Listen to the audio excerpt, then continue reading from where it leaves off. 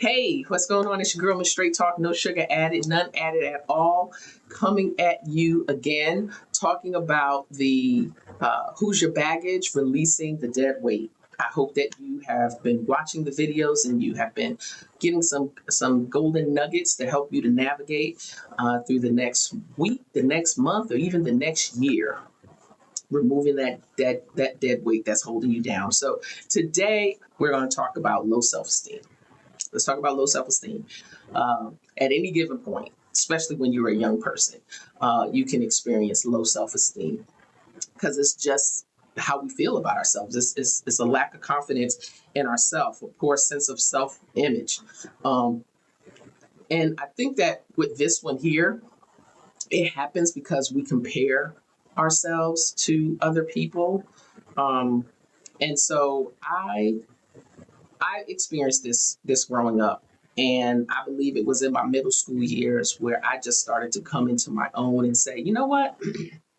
I'm not going to compare myself to anyone else. I'm going to be happy with my dark skin, my dark pimply skin, my big old forehead, ashy elbows, whatever else I was kind of feeling feeling bad about. And so I think it hits us when we compare ourselves to others, like I just said.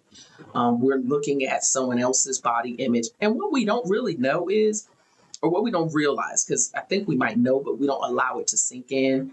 The, the same person that we're comparing ourselves to, whether it's about how they look or how they dress, what they drive, where they live, what they do for a living, they're comparing themselves to someone else and then someone else. And so sometimes they're not even feeling confident about themselves, but yet you're comparing yourself to them.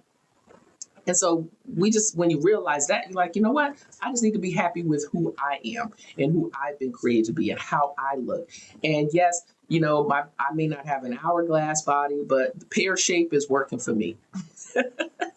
The pear shape is working for me.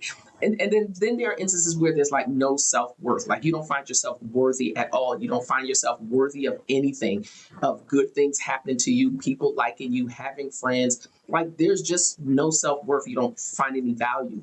And I would suggest to say that you would find the things that you know, or that you will admit that you're great at. You're good at certain things, and then allow that to be a ripple effect and build from there, because that's how you begin to find more value in yourself and see how you contribute to your relationships, to your job, to your family. Like there is a contribution that you make. I need you to understand that there's a contribution that you make in this world, in this life. It may not be as big as something else that you see, but you are making a contribution. And then I think, I don't know if I ever was this person. I'm probably sure at some point I was, but if I was, it wasn't for long. People pleaser. You want to people please everybody. And I talk about this in my book, The Life Diet 365, Life, Liberty, and the Pursuit of You. The link is in the description. But also my TEDx, The Gift of No. That link is also in the description. Because I talk about people pleasers, because sometimes there are people that come to you because they know that you don't feel anything about yourself. You don't have any value. You don't have any confidence. So whatever they need, they feel like they can get from you because you don't have anything within you. So they're going to try to take what they can, whatever's left. You don't feel like you have it, but they see it. See, other people can see some stuff, and they're like, you know what? They don't care about themselves, but you know what? If they're gonna do this for me, I'm gonna let them do it. We've heard that. We probably even said it. I'm gonna let them do it. If they're gonna do it, they let me do it. Let me do it. Then negative self-talk. Always saying I can't. I'm not. Of course I can. Why would anybody ask me? Why would they value me? Why do they think that they can get this from me? Like it's always negative self-talk, and you're never saying anything to build yourself up. Talk to yourself. Tell yourself very positive things. Tell yourself when a negative thing comes, counteract it with something positive.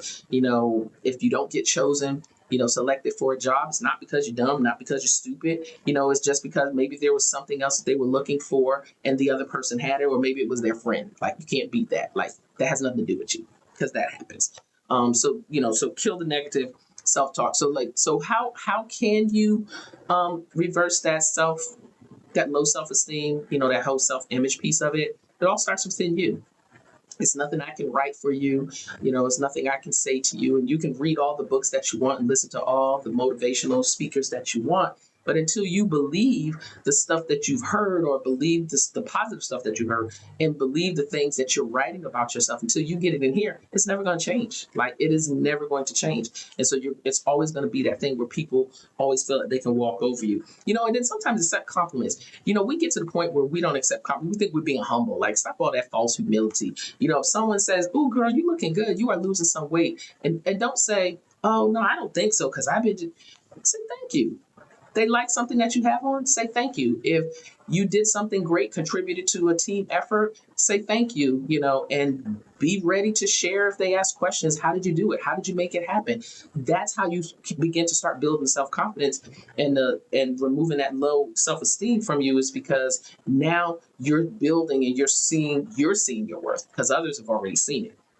Surround yourself with, supportive people. I do my best to surround myself with very supportive people. I can't do negativity. I don't like people that every time you say something, they see the dark side of it. Well, you can't do that. Oh, well, don't do that because this is happening here, or don't go there. I remember when I think it was in 2016, and it was after the Paris attacks, and it was so much going on in that country, and I had an upcoming trip coming that summer, and I had folks saying to me, "Are you still going? Because they got this going on, they got that going on." And I said to folks, I said, "Let me tell you, the safest place to be is where something happened, because everybody is on heightened alert. All kinds of security is out." And when we went that July, I had no concerns, even though I did see the military with the little long rifles and all this other stuff on it. Like, I was not startled by any of that. And so, it's about surrounding yourself with supportive people that says, "Hey," even though they may see a little bit of difficulty in there, they say, "You know what? If you think that you can do it, go ahead and do it." And you can share your concerns, and say, "Hey, this is my concern about that." But, if you think that you can navigate through that, if you think that you're able to overcome that, then go ahead, because don't allow other people to inflict their fears and their pain upon you, because that's what happens. That's how people get in your head. That's why I'm very careful about a lot of the things that I watch on social media, because really it's just someone just giving you their opinion about a situation. If they don't like someone, they're telling you stuff about not liking that person. Or if it's a place they don't like to go, they're going to tell you not to go. And all of this stuff is really because people have these affiliates, and they're making money off of you believing in them. But that's a whole nother rabbit trail. And then the last thing I want to say is practice self-care. Like, take care of yourself. If you feel like your cup is empty, you don't have anything to give. If you're always feeling down, you're tired, you're just having feelings of depression, you're feeling depleted, don't get a phone call or a text and someone say, "Hey, can you come, help me move, my 3-story house. I need to be out this weekend." You don't have nothing to give. Like, you are absolutely depleted. There's nothing in that cup. You can only give from your overflow. So I encourage you, if you practice self-care, self-love, self-worth, all of this is a big old ball that will ball up into you increasing your confidence. And then that low self-esteem just will not be a pattern in your life anymore. And so I'm hoping that you have gotten something from this. This might be one you have to go back and watch again.